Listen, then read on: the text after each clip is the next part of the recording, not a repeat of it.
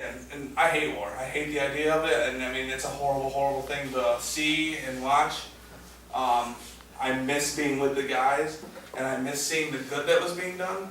And there's horrible atrocities in war, and that's war, unfortunately. But there are some really, really good things that happen because of it. You know, it's crazy how it works. But I mean, the answer would be no war. That would be the simple answer for things. Yes.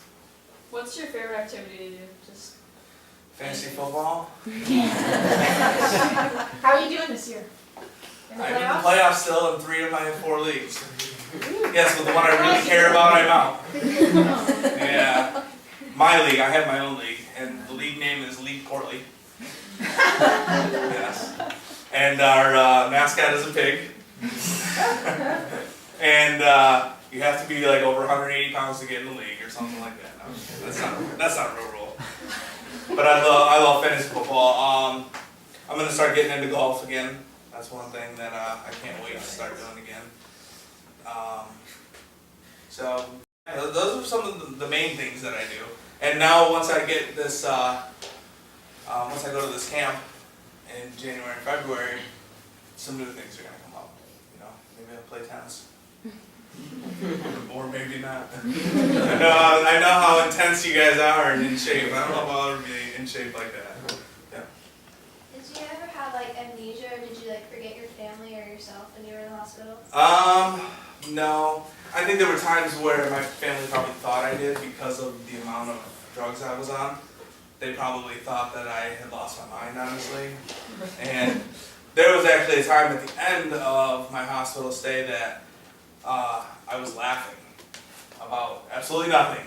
And it was that creepy, like, Joker laugh. And my dad's like, stop it. And that's when the doctor's like, we need to get him out of the hospital. And the hospital was driving me crazy. It really was. Yeah. You said when you were on fire that you lay down and you basically just gave up because you said you felt no pain. At what point did you decide to roll into the canal? I never knew that canal was there. So I had no clue that the canal was there. I could have rolled down the road either way. I could have rolled back to the burning vehicle. I had no sense of direction. When I laid on my back and I gave up and I didn't feel any pain, there was something else that gave me the motivation to roll one direction. And I ended up falling into that canal. I can't tell you what it is because I don't know. But I will put some of it on some kind of faith, you know, that I wasn't ready, it wasn't time for me to go. And I fell in that canal and put the fire out. Yeah, because I didn't know that canal was there. And the canal wasn't a canal that, like, the road ran this way, the canal ran this way. So it didn't run along. I could have rolled right down the canal, the side of it.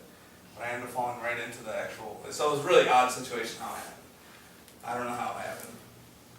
If that canal wasn't there, I wouldn't be here, that's for sure. The more I sell, one more hand. Yeah. Any interest in going back to Iraq?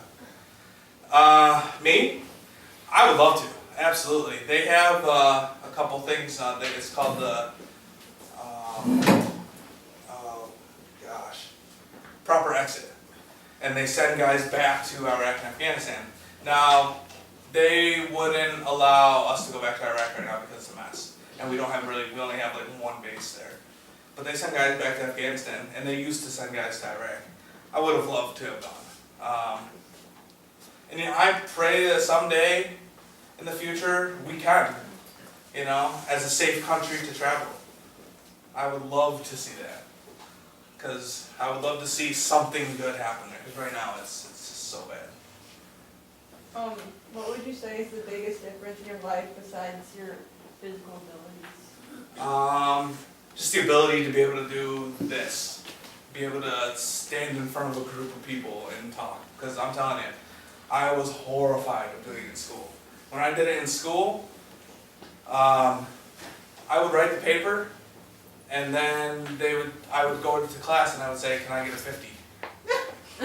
So can I get half of the credit because I wrote the paper but I don't want to speak in front of the class? And they would say, no, it's either 0 or you speak. And I would take the 0. That's how scared I was. And now what do I really have to be afraid of? And that's in general, that's people in general. What do we have to be afraid of? We really don't have to be afraid of. You talking about how nervous she is? No, we do the same thing. Really? For like bonus points. We don't do it. I was horrified of it. Now it's just, what do we really need to be afraid of in life? Speaking in front of a group of people that somebody in the crowd might make fun of us. I'm missing my ears. I look way different than everybody. I'm overweight. I have all these problems. I get in front of these groups of kids, I'm gonna get made fun of. It's gonna happen in some groups. It's going to happen. I'm okay with it. Because I know who I am, and I'm confident in who I am. And that's what gives me the confidence to be able to stand in front of people and tell them what happened to me. I'm not afraid of being made fun of anymore. I'll join in. I'll make fun of myself. I'm not afraid of it. And I wish I realized that back then. Another thing is about speaking in front of people is being confident in what you're saying. Know what you're going to be saying in front of a group of people. Be confident in it. It's so easy for me because it's my life. It's what happened to me. It's the truth. It's very simple to tell. So whenever you get in front of a group of people, just be super confident in what you're going to tell them. I remember you mentioning that your friend Montez, he had interactions with some of the civilians. Did you ever meet any of the people and talk to them on a regular basis, or a lot of families, or? Not really. I mean, I didn't speak the language at all. Like, none of us did.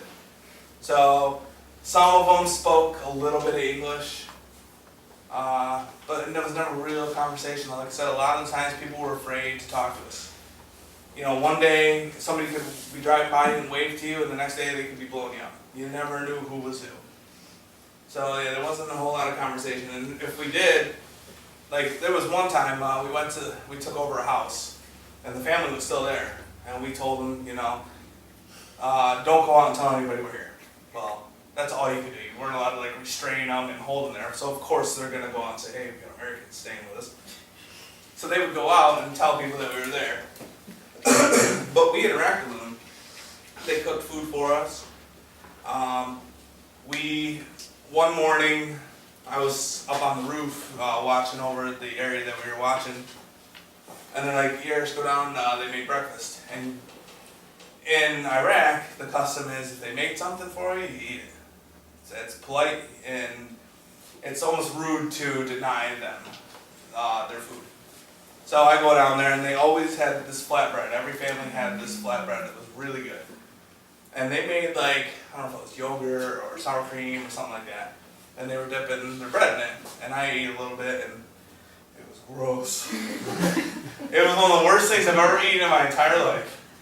So I had a little bite, but you know, I did my duty and ate a little bit of it.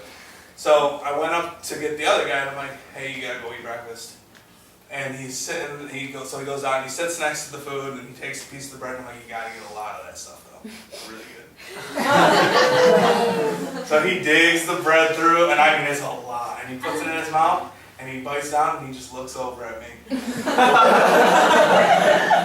was like, yep. I ate some, you better eat a lot more than me. That was the worst thing I've ever eaten. I don't know what it was to this day. It tasted like really, really sour cream.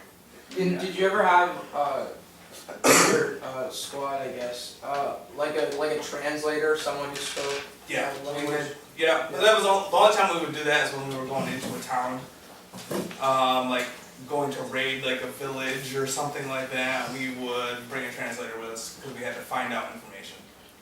Yeah, but not